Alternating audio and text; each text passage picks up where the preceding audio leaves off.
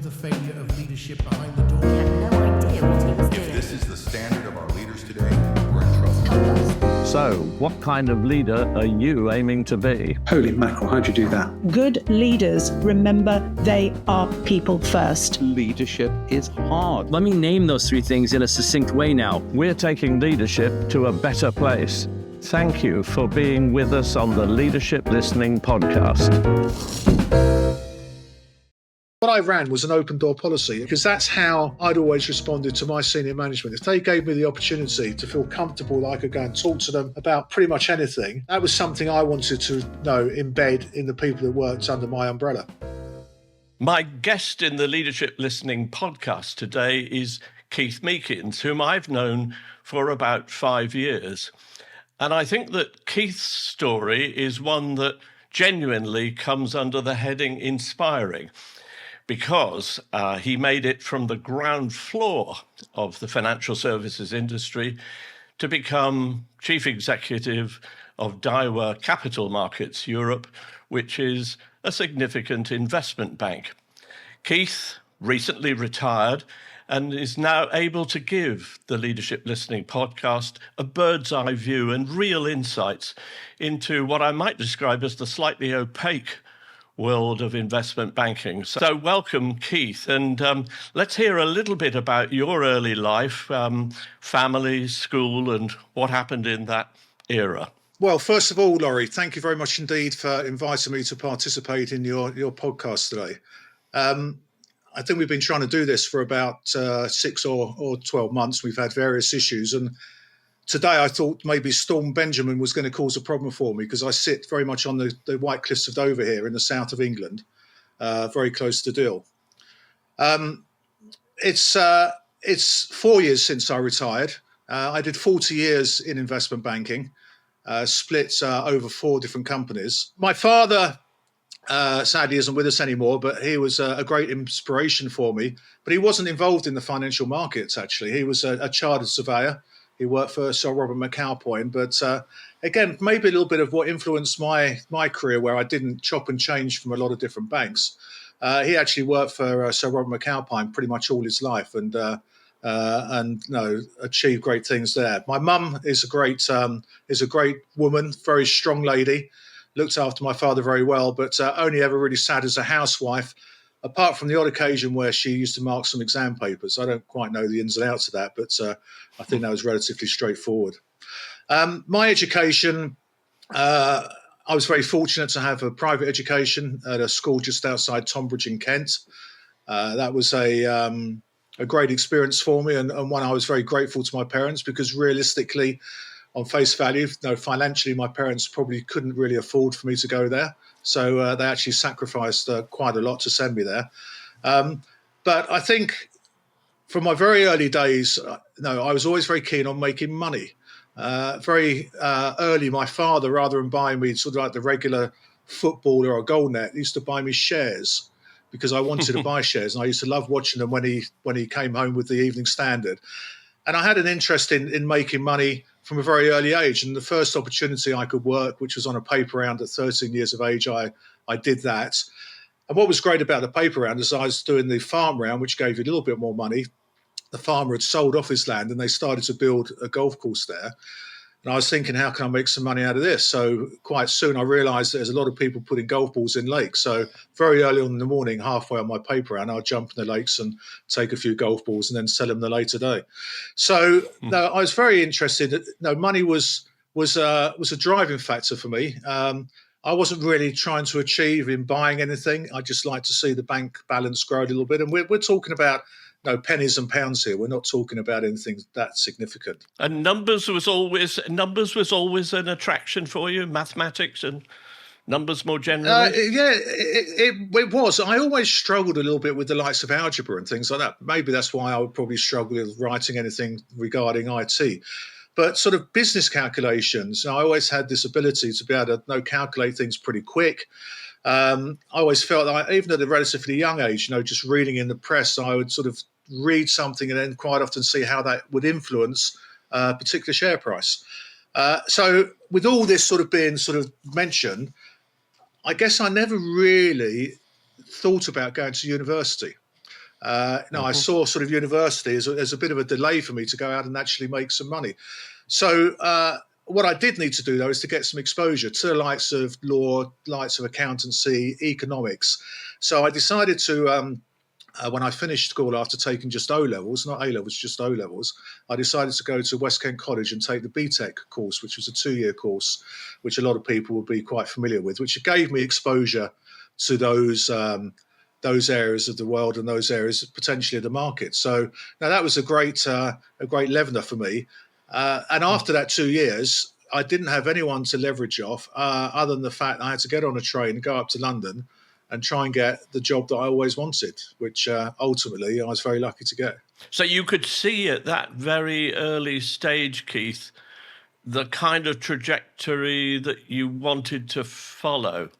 What were you seeing at that time, and how was it presenting itself to you? Very differently then to what it is now. I certainly wouldn't want to be an 18 or 20-year-old guy with the ambition that I had, wanting to try and get into the financial markets. It's not an easy place.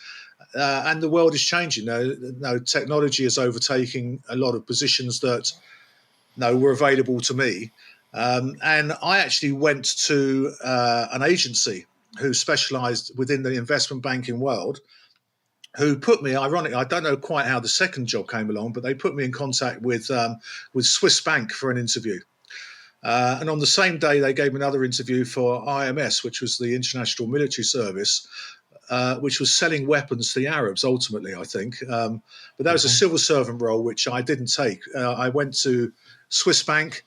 They offered me, after 2 or 3 interviews on the same day, the following day, they offered me a role. And that role was to start in the settlements area, which was settling all the transactions of all the traders, which was very much sort of, as you sort of said, a very sort of like low-level role, but an opportunity for me to get my foot in the door. We must remember, when I talk about settlements as well, it was a very manual process here.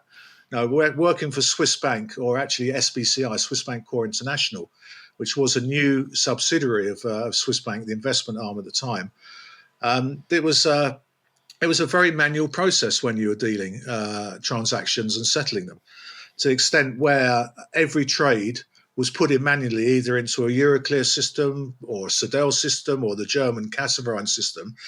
And each time you put a transaction in, it would probably take you, depending on how quick you were at typing, 1 to 2 minutes to do. I know we've had conversations about one of your sons, I think, involved in the business, and we're talking about millions of transactions taking place.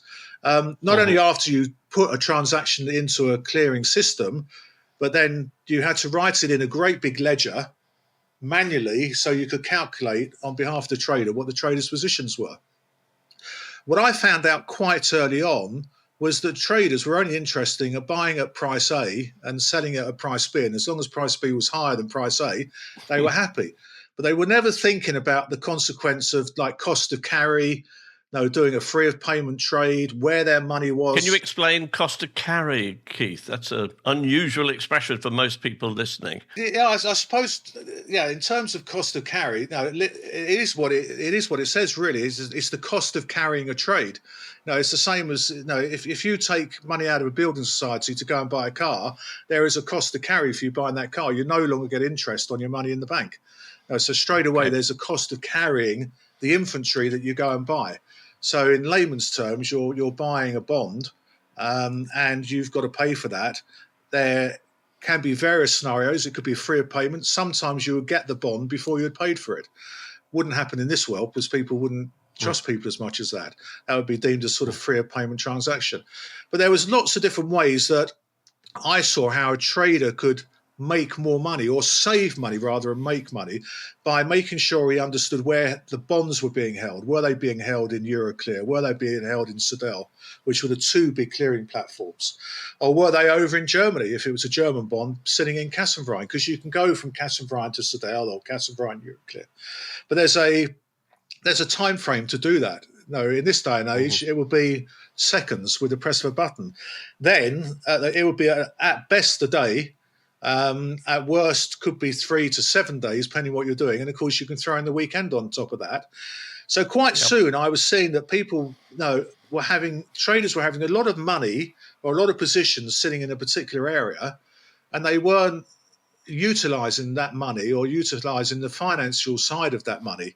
And so what I used to do is I used to put that money on deposit for them come a weekend, put that money, transfer the money maybe from Euroclear or Sodell to Germany because they're going to have to buy some bonds or pay for some bonds over there. And quite soon, a lot of traders realized that their performance was enhanced quite substantially just by what I was doing in the background.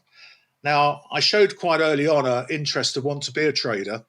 And the smart traders at that stage realized that if they got me on their books and did all this financing for them, that the spin-off to me that they would teach me a little bit about trading. And there was a guy, a Swiss German guy called Hans Blum. I don't really know where he is, but a real character, took me on board to start trading Euro Deutschmarks. Now, when I say trading, that's a bit glamorous, really, in the early stages, because I used to go up at around 6:30 in the morning. I'd be sitting on the desk in London, bearing in mind I was coming in from Kent, so I was getting up at about 4:30, 4:45 every day to get in that time. And I would do from 6:30 to 8:30 on the desk, learning the ropes from a trading perspective. And then when I finished my role at 5 o'clock in the evening, I'd then go back on the desk and sit there anywhere from sort of 7 o'clock, sometimes 8 o'clock, sometimes 9 o'clock in the evening. So now I was putting in a significant shift, I think is the expression that's used these days. And I think that, people very early saw that I had an aptitude for numbers, but more than anything, I had an aptitude to learn, and I wasn't prepared just to take a no for it. So very soon, especially in that time, we're talking about the early 80s here, 1983, I would have thought 1984. Now, the bond markets were really just evolving at that stage. They had been around for a little bit, but in terms of the speed that they were progressing and the way more and more companies were getting involved to finance some of their debt, and also governments financing their own debt as well, it was becoming an expanding business. And I guess, again, to coin a phrase, I was able to catch that wave and surf that for quite a long time. And what that meant was that there was a lot of opportunities, far more than there are now, for you to rapidly get given responsibility, sometimes probably too early, actually, but given some rapid responsibility very quickly. And that sort of gave you the opportunity then to become quite a hot commodity, because you've got all these other banks in the background that are trying to do the same thing. And Swiss Bank was one of the earlier ones to get involved in the bond markets and the issuance and everything else. So after doing Euro Deutschmarks, I got put onto the government trading desk, which basically was trading government debt, with a gentleman called Nigel Farmer, who I guess he was a real inspiration to me. Great character. And he, after only 6 months of teaching me, I got a knock on the door from him, and he told me that he was leaving and he was going to be moving to Nomura. This was only after me sitting on the desk for 6 or 12 months. And he turned around and said, "Keith, I'd like to come along." The way I thought in those days was, well, hold on a moment. If you're going, that means there's a gap there. So why do I want to leave the bank and go with you when I can now try and put my hand up and maybe get your position, not to such a senior level. But there was a lot of money around those days. You're talking about the golden handshake, the golden hello, and all this sort of thing as well. So it was quite easily to be influenced by money, which I was to a certain extent, I think, as any youngster. But I also saw and appreciated the opportunity that Swiss Bank had given me. So I didn't go with him for the first 12 months. And I learned a lot in that 12-month period sitting on the desk at Swiss Bank. But he kept knocking on my door. So ultimately in 1987, I left Swiss Bank after 5 or 6 years and went to set up the trading desk at Nomura. And I guess that's where my affinity with the Japanese and the Japanese banking system and the Japanese culture originated from, and really sort of saw me pretty much throughout my career until 2021 when I retired. And so when you made that move in the direction of your first Japanese bank, what were the things that occurred to you as being significantly different about the Japanese culture and working in that environment? Yeah, that's a question that I could spend a lot of time answering, I think, really.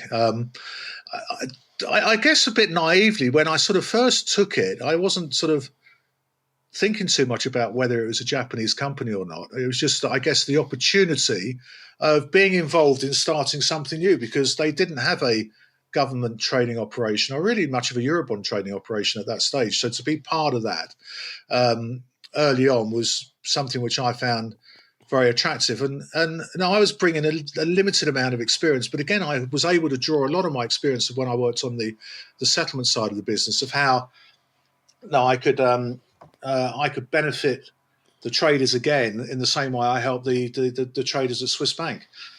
I think a lot of the challenges I subsequently faced working at a Japanese bank, I didn't really fully understand when I first went there. No, culturally they are very different. They don't.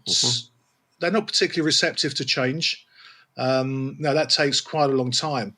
But I think the most challenging aspect of it was that they go through what is sort of like a rotation process, where someone will only ever sit in their role for really generally maximum of 3 years. And then after 3 years, they'll be rotated round and put in a different position. Now, you or I would perhaps move someone from trading French government debts. We may put them on the gilt desk, trading UK gilts, for example.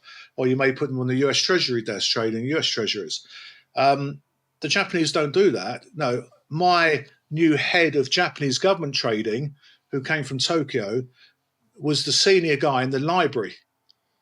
Now, what does that mean to us? Well, no, that guy would sit and he would get pretty much every newspaper that was available out there in Japan and also in lots of the key countries in the world. And if anything was ever mentioned about Nomura as a company, he was responsible to take it out, cut and paste it, slightly different to cut and paste than what we understand now, and then distribute that to all the senior bankers in Nomura. And making sure that they were kept in touch with what was being said about their company in the media. And then, 3 years after him doing that, he gets a knock on the door and he gets told by HR that he's now going to be moving to London. He's going to be trading Japanese government bonds.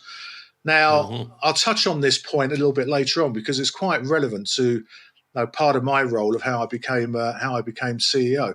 But that was a significant eye opener for me. And the big challenge as well is for those individuals, the Japanese don't want to make a mistake over that 3 year period, because if they make a mistake in that 3 year period, then it's pretty much the end of their career and they just sort of go sideline. So what is the best thing to do if you don't want to make a mistake? Well, don't make too many big decisions. So to try and get a Japanese manager or someone in these new roles to make a decision and push the business forward was a real challenge. And that was, again, a real eye-opener for me. And you needed to get the Japanese on board because it was Japanese money you were using and it was a Japanese company. But to get them to make some of the decisions was a real challenge. So that was SBC and then Nomura, and presumably at some next stage, Daiwa began to come into view. Yeah, there was Commerzbank actually in between that for 3 years, which I got. That was the one time I could, I guess, honestly say I sort of got headhunted. A little bit of a move for money, but there was a really interesting story that they sold to me. It was that at the time, this is going back around early 2000, 2002, 2003. There was a lot of talk about the German banks taking back their trading from London. You may remember this, from London back to Frankfurt, and the French were talking about doing the same as well. And I was actually employed to specifically do the total opposite. So under the radar, I was employed to bring all the trading operations from Frankfurt to London. So totally opposite to what all the press were sort of talking about. And that quite appealed to me, that sort of contrary role. Bit of subterfuge, Keith, I guess. Yeah, to a certain extent, but it gave me an opportunity to draw on a lot of my experience that I gained from when I was at Nomura, because we had set up an operation there, or I was being asked to set up or transfer, not so much set up, but transfer an operation which was in Frankfurt. But again, you got the challenge of bringing people, German people from Frankfurt into London. A lot of them didn't want to do that. We were having to make sure we kept all the key governments in the background in Europe in touch with what we were doing. So we were having to inform the Bundesbank ahead of the game what we were planning to do.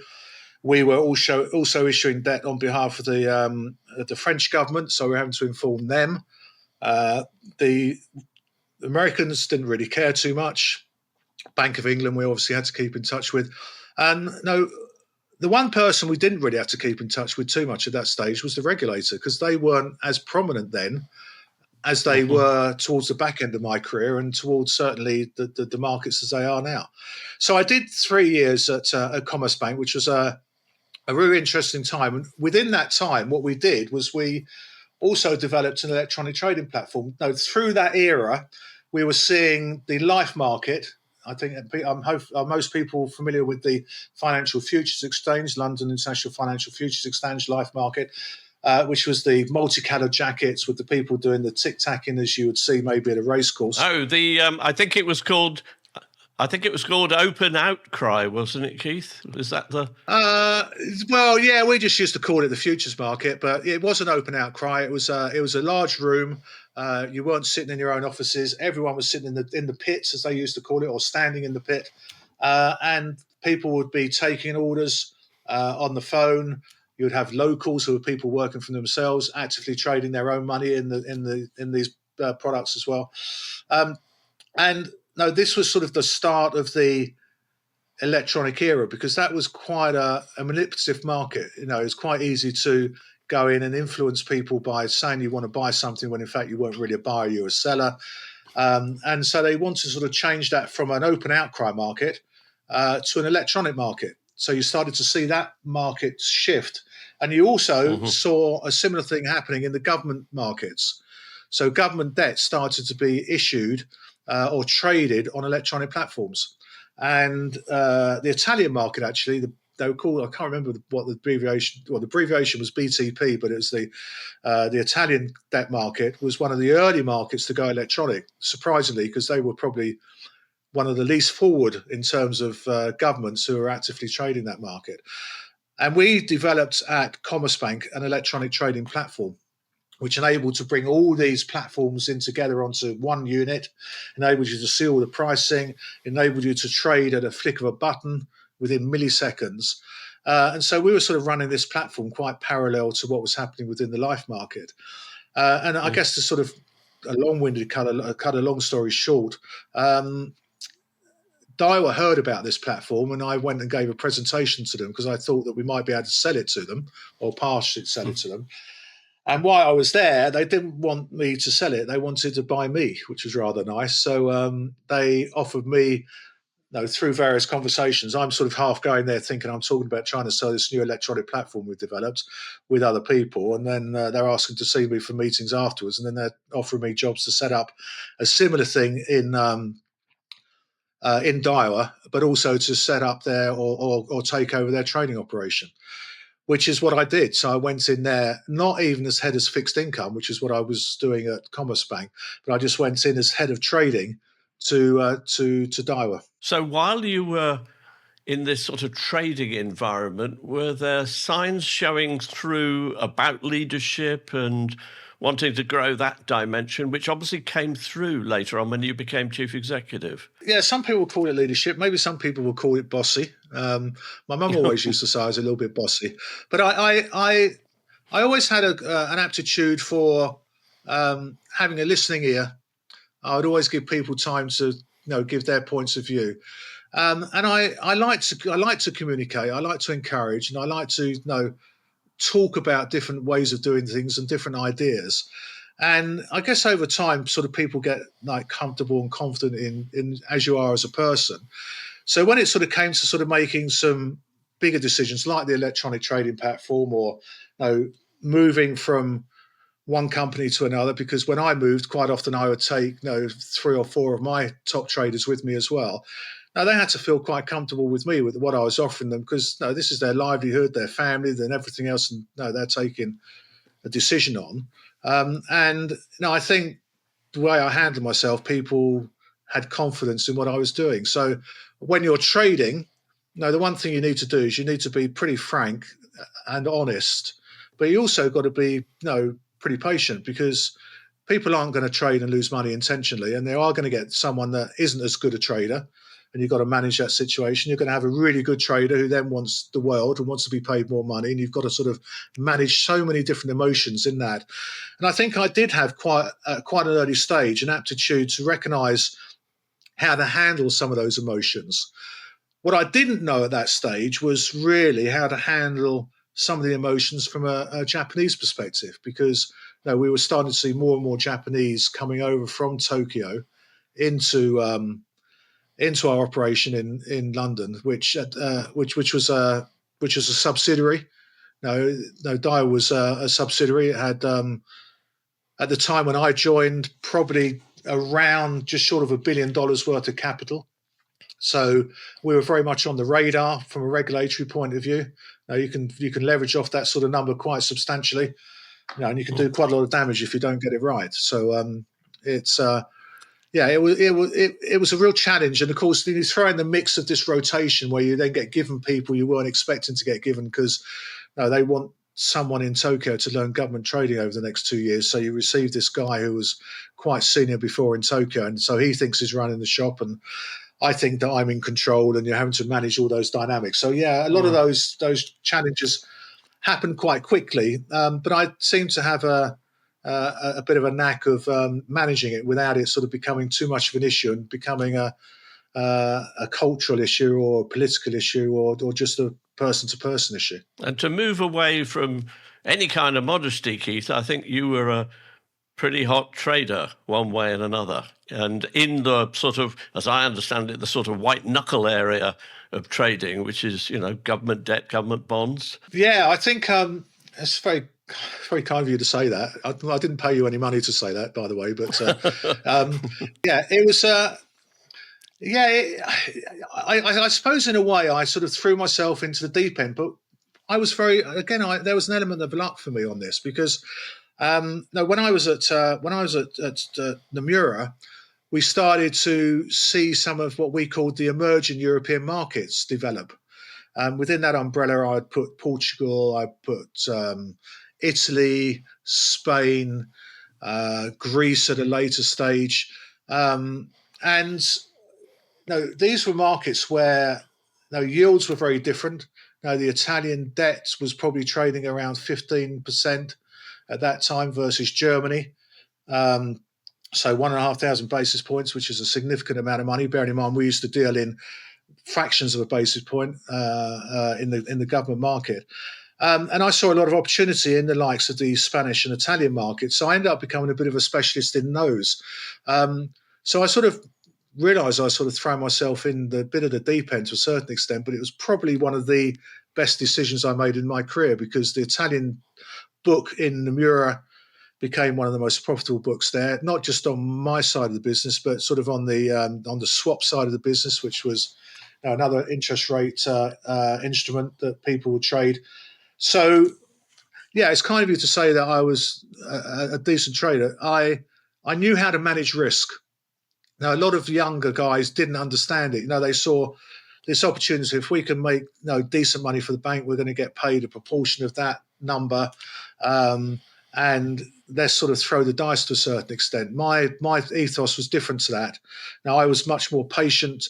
I wanted to build a business. I wanted to understand a business. And as I did that, I got more and more confidence from the likes of Nomura and Commerzbank, and then ultimately Daiwa, to develop businesses that weren't so developed at the time, but ultimately became very, very successful. So, the Italian in the futures market, for example, which we talked about earlier on, the open outcry market, was probably the most brutal.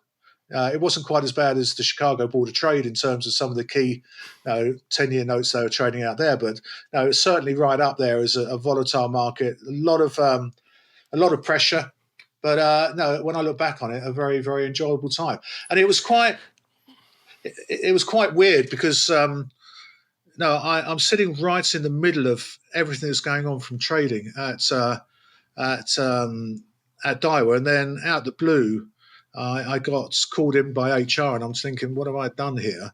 And they turned around and said to me that they wanted me to become head of fixed income.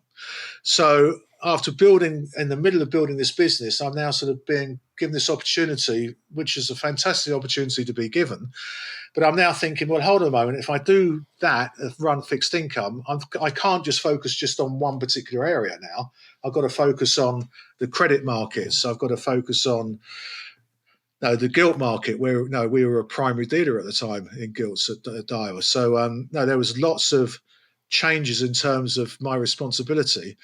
But again, the nature I am, I just sort of saw this as an opportunity to expand my knowledge. So I took that role on, which I think caused a few ripples, because I probably there was one or two other traders that had been on the credit side that had been at the company for some time that would have been equally good at the job, and perhaps should have been given a fair shot. But I think maybe coming from the outside, and also at this stage starting to develop some good relationships with the Japanese and starting to understand the ethos of how the Japanese thinks and how he works, that now I was enabled to embrace that and help develop the relationships between London and Tokyo.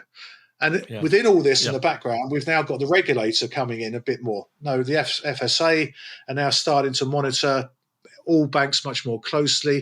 And obviously, we've seen the Bear Stearns and Lehman's issues, Northern Rock, all these sort of scenarios sort of frighten the regulator quite a lot. So the one thing they've become is much more heavy-handed in terms of how to monitor you. And the message I'm getting, Keith, is rightfully the right message, that there were some very hard yards in the trading environment as you went through your career, but ultimately there was a much hotter seat waiting for you.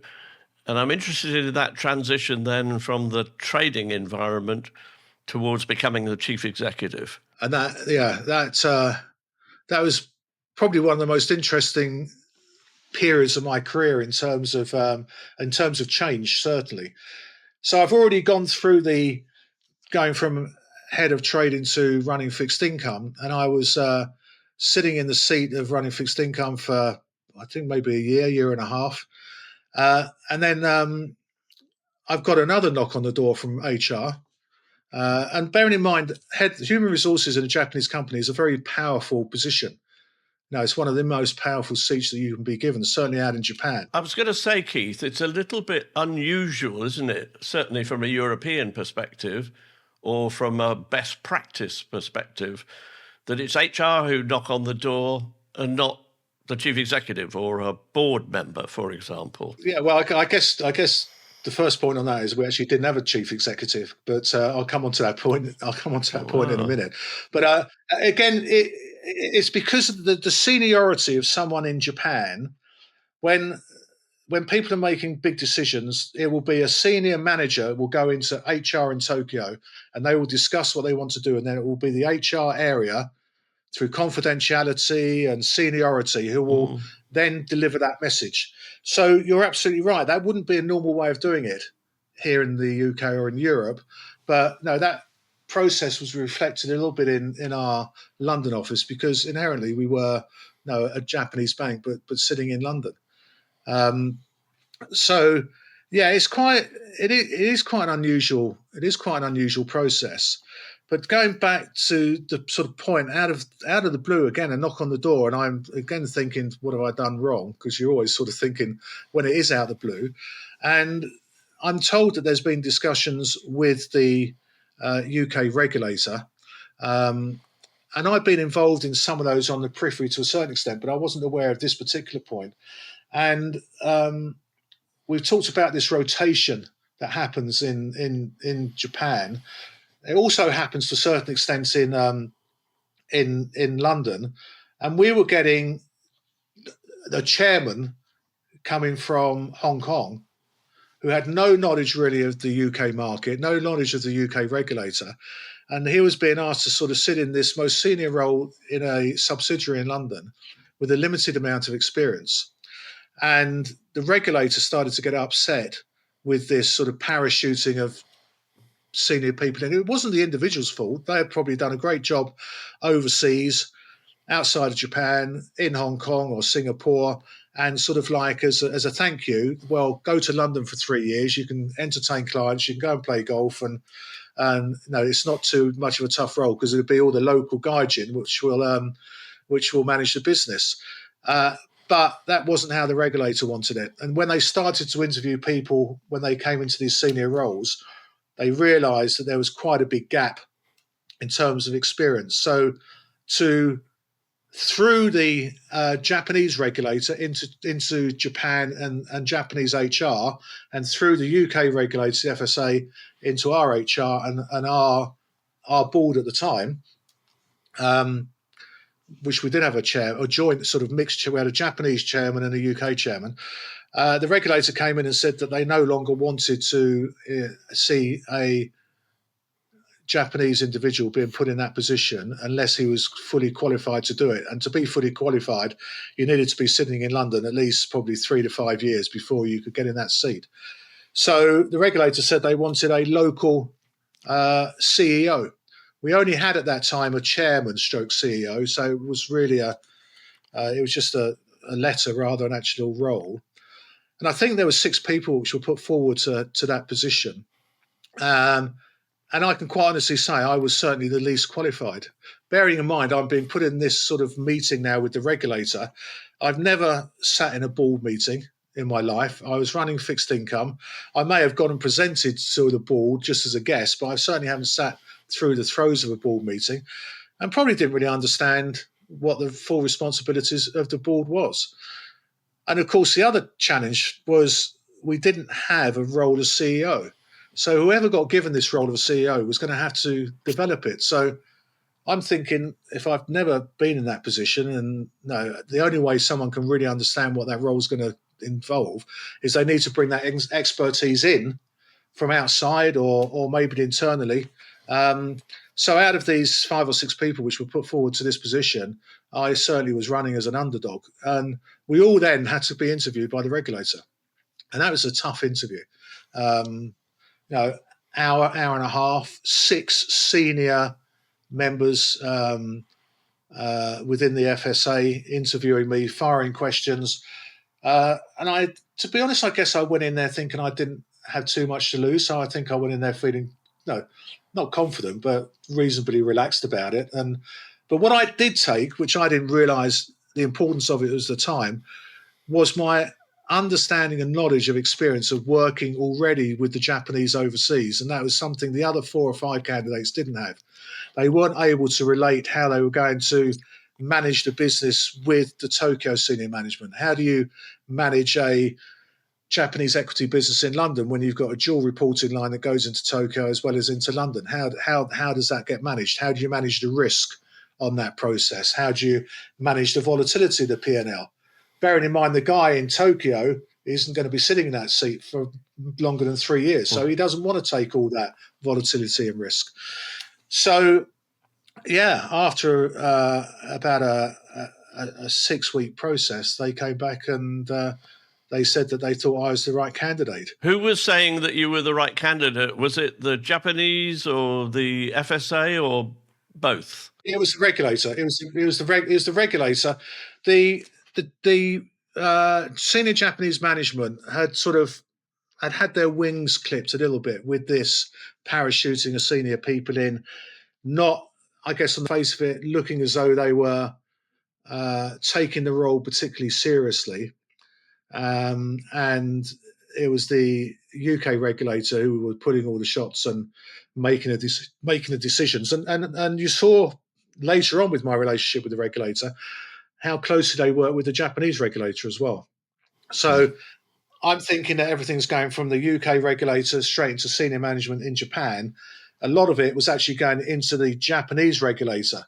So when the UK regulator wanted something done, and maybe the Japanese senior management weren't happy with it, e.g. maybe my role at the start, it would have been the Japanese regulator who would push from another angle saying, this is how it's going to be. So Yep. yeah, I was given that role, and I can remember the first day I sort of went and sat in this beautiful plush office, which I didn't deserve and was quite alien to me. And I, in the past I've had hundreds of traders sitting around me shouting and screaming, and you're not knowing what's going to happen the next second. I'm in this room and you can hear a pin drop. And then my new PAs walked through the door and said, "Oh, no, I'm your PA." And I'm like, "Well, okay, what are you going to do?" And then I sort of sat down and I thought, okay, so where's my job? I'm looking at a computer and that's all I've got in front of me. I've got like a blank email, a new email. I've now got this title of being a CEO. And I'm thinking, but, whenever you normally take a job, you're taking a job. There's a role, there's a responsibility that comes with that title. I didn't have that here. So this is where I guess I ended up sort of, meeting you, Lawrie, and you helping through the process of setting up an executive committee team, C-suite as it's called. That's a real challenge. That's going to be the team that sort of sets the direction and the strategy of the bank, probably defines and amplifies the culture of the business, and ultimately the purpose and setting a clear strategy. Something which the regulator was on my case for throughout my whole career. You've got to have a purpose, you've got to have a right culture, and you've got to make sure you have a right strategy. And no, to be honest, I didn't really know how to do that. I could identify who I thought were the senior people within the bank, and maybe I felt they should be part of the exec team, and that's what I did. And I think when you first got involved with me, I think I was probably encouraging 12 to 14 people to be part of my exec team, and I think we quite clearly understood not too far down the road that that was much too big a number. We didn't need heads of businesses; they could just come in and report on a monthly basis.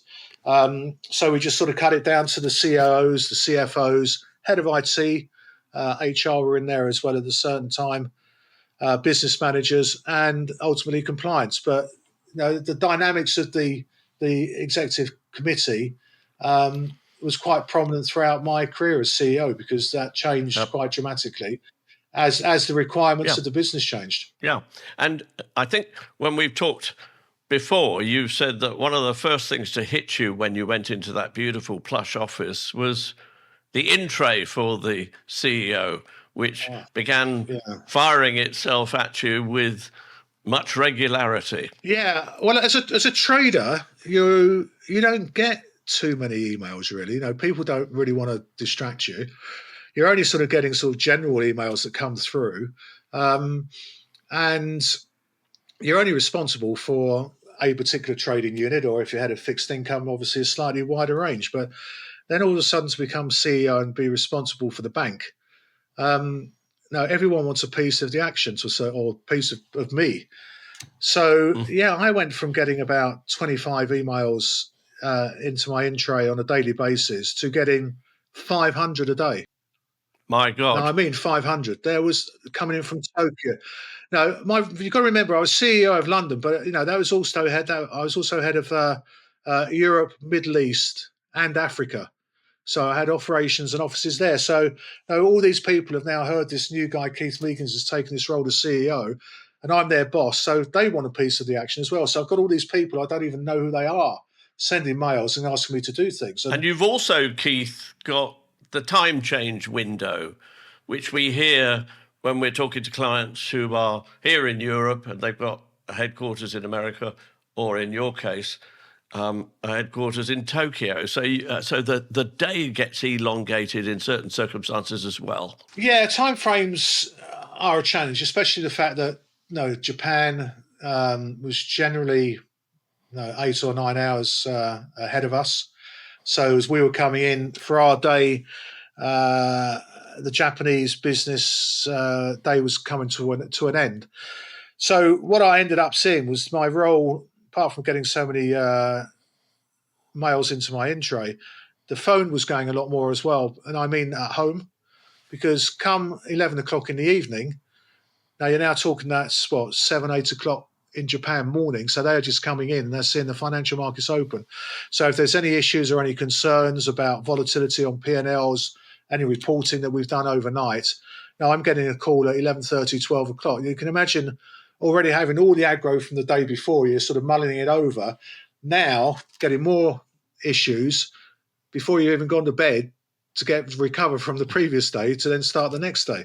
So yeah, time frames are challenging. And of course, New York was 5 hours the other way, so they were 5 hours behind us.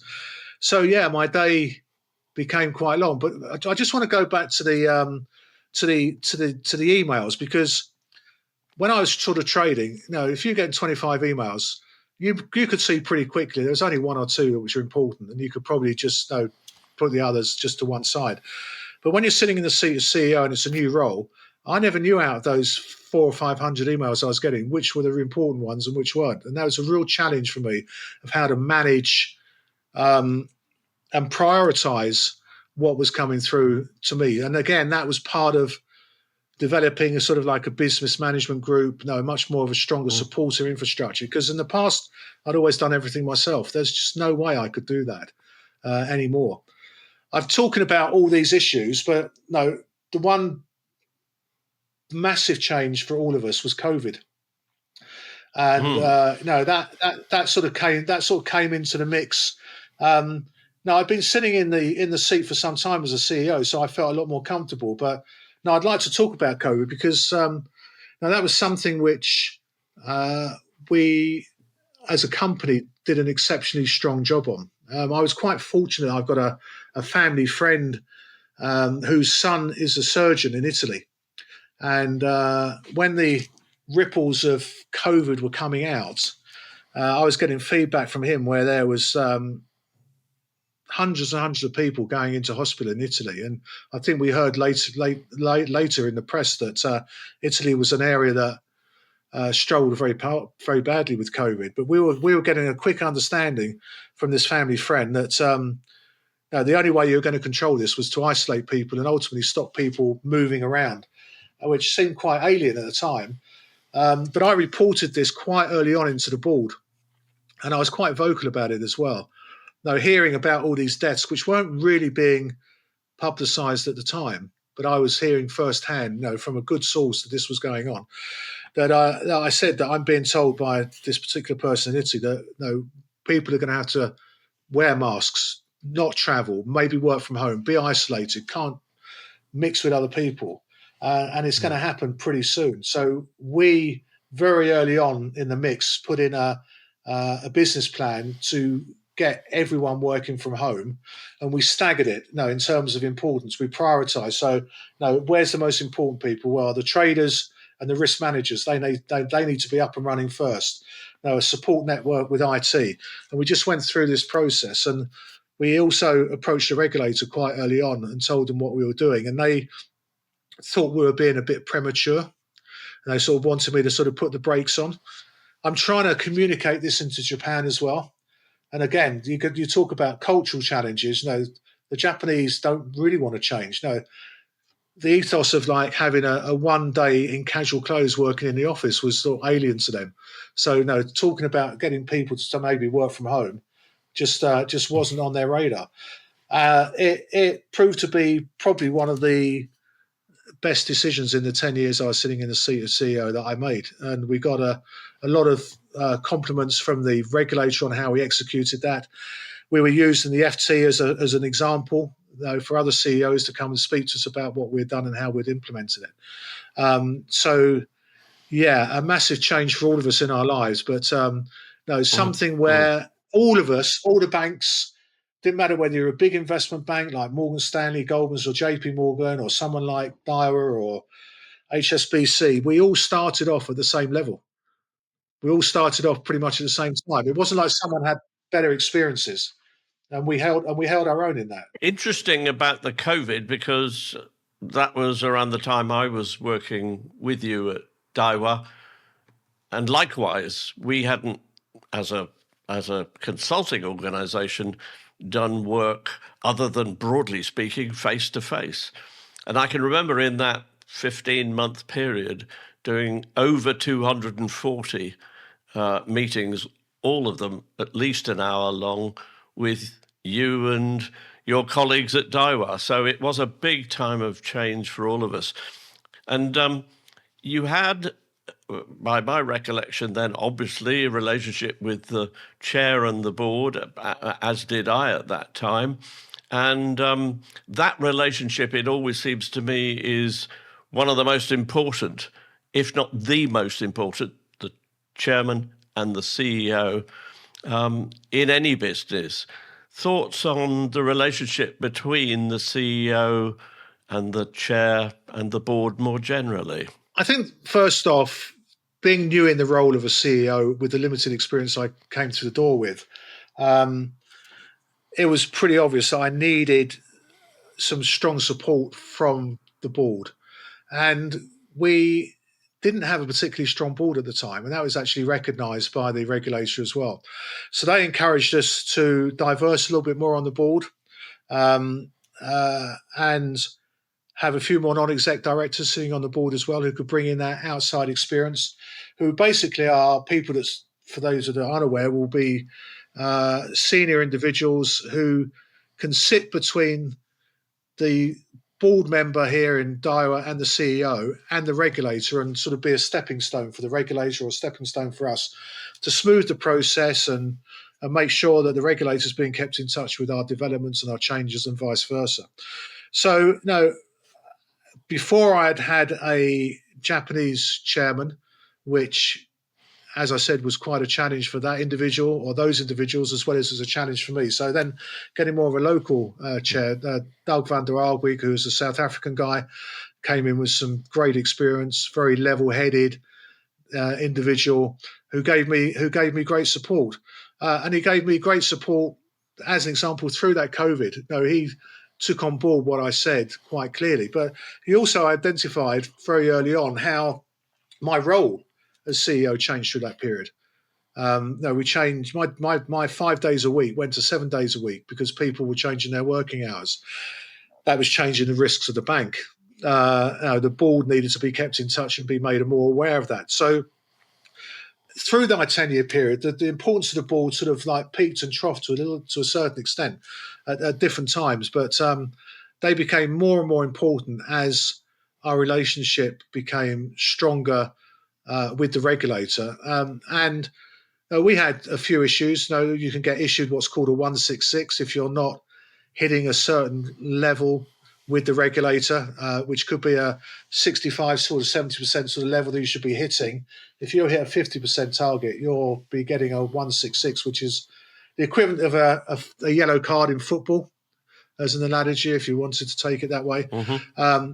But to recover from something like that, you're talking about a lot of time, a lot of investment, a lot of support from the board, because it's very easy to point fingers and say something's not being done correctly because you received a 166. I'm trying to think, actually, you may know, Lawrie, I think the board may have got a 166, I think, as well, where it wasn't actually... I think they did, and that was at about the point where I first became acquainted with Daiwa. So the 166 was there, and it had organisational content at its heart, and that's the big focus of the work that I did over the next 15 or 16 months. Yeah, but you'll be aware as well. You don't get just sort of like a pat on the back from the regulator when you get your business back up to that sort of 70% level. You get penalised. So you've now got to get that business back up to 90% performance level. So you've got that little bit of room. It's not just about getting it back to where it was before. And those sort of things were taken very, very seriously. And sometimes going into the board and reporting in other areas, whether it be compliance or risk or something where you can pick up some other 166s, to report that into the board, that's not a very pleasant thing for a CEO to have to do. But having a board and a chairman that understood how these things happened, and it wasn't, I ultimately I had to take responsibility for it because of my position. But the board knew that it wasn't down to me. You've got other senior people who are head of various businesses. And if they're reporting into me that certain things are being done and they're not, then luckily the board did understand that. But it's an uncomfortable position. So with your help, we set up a lot of warning signs, the traffic light platform and everything else, whether it be red or amber or green or something like that, just highlighting know what's to be looked at and what's a concern. The board pack, again, this is something that Doug was quite adamant with. I think the first time he came as chair, we had a board pack which was about 600 pages long, and that was coming out about 3 days before the board was sitting. And and I used to say to Doug, I said, look, I can't read 600 pages of this between now and then. I've got no chance. And in a way, we were all sort of fooling ourselves a little bit that we were skimming through it and we were covering everything. Again, something the regulators picked us up on. So that was all consolidated. And so, having a chair who could relay this to the likes of the exec committee and to the CEO, but also, as importantly, developed also a good relationship with the Japanese senior management to explain to them that, because the Japanese will always give you a report which is 10 times longer than it really needs to be. Don't get me wrong. Sometimes they need to be like that, but they will invariably give you every bit of information you need. So that again, there was all these challenges when I sort of think about it now as I'm talking. 4 years ago since I retired, it's all sort of comes flooding back, and I'm thinking, God, we did a lot in a relatively short period of time. It's in some senses, then, Keith, a very lonely role. There's only one chief executive. You've got this huge responsibility downwards into the organisation, upwards into the board and the chair, outwards to Tokyo in particular. Against that sort of background, what were the parts you liked most about being CEO, and what were the parts that you really didn't like so much? Taking the role on when I took it on, having the ability to develop and make a new position which wasn't there before. Now, giving carte blanche for such an important role is a unique position to be given, really. And I think I could go and have another 10 careers like I've had in the city, 100 careers like I've had in the city, and I don't think that I'd necessarily be in the right place or the right time and be given an opportunity like that to develop that role. But with it, as you said, comes some real challenges. And I was in a trading environment. I was in a really close knit team. In a trading team, you've got to be able to trust each other. Quite often you're covering for each other for lunchtime, so someone's trading on your own dealing book. Now, you've got to be able to trust people implicitly. All of a sudden now I'm up in this room. I know the board reasonably well. I know the Japanese quite well, but I'm on my own. And everyone's knocking on the door. And I felt for a long time like being a doctor. Everyone comes in and knocks on your door. And what I ran was an open door policy. It was something quite early on when I was CEO I put in place. I said, no, I run an open door policy, because that's how I'd always responded to my senior management. If they gave me the opportunity to feel comfortable that I could go and talk to them about pretty much anything, whether it be a challenging situation, a difficult position, but I felt comfortable enough and confident enough I could go and do that. That was something I wanted to embed in the people that worked under my umbrella. So I had this open door policy, which worked very well, but it can also backfire a little bit. So people would knock on your door and they would be asking you questions that you wouldn't normally expect to get asked, and about all manner of things, really personal things all the way to financial issues and everything else. And I didn't have anyone I could look to my right or my left to sort of like look for a bit of support. And I'm sitting there thinking I'm not qualified quite often to be able to give the answers back to these people of what they want. So now I revert back as well. I think, and you probably saw it as well, that we ended up having a really tight-knit executive team. And that made it much less of a lonely place for me. It enabled me to Grant Lewis, a great guy that we both know, became a right-hand man for me. Sort of the role sort of developed. He was head of economics in Daiwa, but ended up sort of developing this role. You had a lot to do with him. I had a lot to do with him, but he was a great guy to sort of bounce things off. He was very level-headed, and he would look at things quite often from a different perspective, which is what you needed. But yeah, there was a lot of pressures. Now, I did find it quite lonely. Certainly through COVID, I found it quite lonely because I'm sitting in my office like I am now, responsible for the business, And the regulators wanting and expecting me to be managing it as if I'm sitting in the office in London. And no, you realistically, you can't do that. And if something goes wrong, I don't have the excuse that, no, sorry, I wasn't in the office. It's down to my responsibility. So did retirement come at a good time for me? No, after sitting in that seat for 10 years, and also I think with where the business was evolving, going through COVID, no, we just had a good and successful financial year. No, it was probably time to move on. But I still can't get the trading aspect out of me. I still run my own share portfolio. We often talk about it on a monthly basis, trying to put the world to rights and thinking where we can make the next buck. But retirement, I'm loving it. And a lot of people knowing me said, why are you going to retire, Keith? Why are you retiring? Or why don't you look at another challenge? And I didn't know whether I was going to be able to sort of manage all this spare time. But I think the old adage is, and I look back on it now and think, how the hell did I hold down a job? With the amount of other things that I'm doing. It's, but so but there's good things that come out of that. No, it's a lonely role, but it became less lonely when you sort of became a bit more of a mentor for me, which that's how our relationship evolved and developed as well, where a lot of trust, a lot of honesty, and a lot of openness to each other. So that sort of took that loneliness away a little bit. And I can understand why CEOs of these big corporates or these the big investment banks have these exec teams, but also have this business management team around them, because you just can't do it all on your own. Well, Keith, it's been a very exciting story, and hearing all of the dimensions that we have on this podcast. We always finish with asking the question, your pet hate and your secret passion. So both of those, your pet hate and your secret passion. Okay. My pet hate is a very easy one. I hate people being late.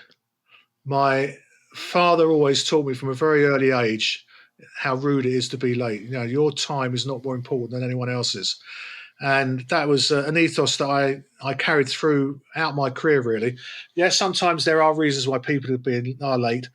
But one guy made a mistake of walking into the executive meeting once with a coffee and telling me, sorry, he was 5 minutes late because he'd had to go over the road to pick up his cup of drink. Didn't go down too well. And I made it quite clear to him that cup of coffee cost him £10,000, because that was the cost of all of us sitting there around that table. And that may sound a bit arrogant, but he never did it again. And being late is it's an easy thing not to do. I was prepared for this meeting today. We started at 12. I was ready at 11:30. Any hiccup that we're going to have, I was prepared for. I didn't turn up at 5 minutes past 12 when you guys have been sitting there waiting. It's an unnecessary flaw, I think, in humans sometimes, but it's something that really, really bugs me, and it's something which I don't tolerate. And maybe I've gone the other way in my old age, but don't be late if you're meeting me, because it pisses me off. Well, before we get to your secret passion, Keith, I can tell you that as a young consultant, I had to go in Coopers and Lybrand to see Lord Henry Benson, who was the senior partner and a pretty powerful character. And I would not be late. I turned up to his office at 3 minutes to 10 for the 10 o'clock meeting. And Henry was standing in his outer office, and he looked at me rather like I was a growth on a meat pie. And he said, "Are you Philpott?" And I said, "I am, sir." He said, "Well, if you're less than 5 minutes early for a meeting, you're late." And I've never forgotten that, which has enabled me just to tell you. So we move on then to your secret passion. I've got two secret passions, really. One of them, which no one would probably really know about, was I really enjoy fly fishing. So one of the privileges of working in the bond markets and dealing a lot with brokers is that they wanted to entertain you, and they always wanted to try and find something different. So rather than going down the pub or going to a nice restaurant, I would say, look, save all that up, and maybe once or twice a year, let's go down to the River Itchen or the River Tess near Stockbridge, and let's go trout fishing. I tried to push it a little bit. I got to the Ross on Wye, so the River Wye, which was the closest I've got to a salmon river. But no, my passion now is to catch a salmon. So fly fishing, Marvellous. catch a salmon. That is and the salmon fish to catch, I think, is called the fish of 10,000 casts. I think you need to cast 10,000 times to catch the elusive fish. So, yeah, fishing in the background is something I found very therapeutic, and didn't get an opportunity to do a lot of it, but I'm getting to do a bit more of it now. And the other passion I've got, which is more local actually, is I live quite close to Dill on the southeast coast, and I've got involved with Dill Football Club. A passion of mine has always been football. I've loved sport. I support the club in various ways.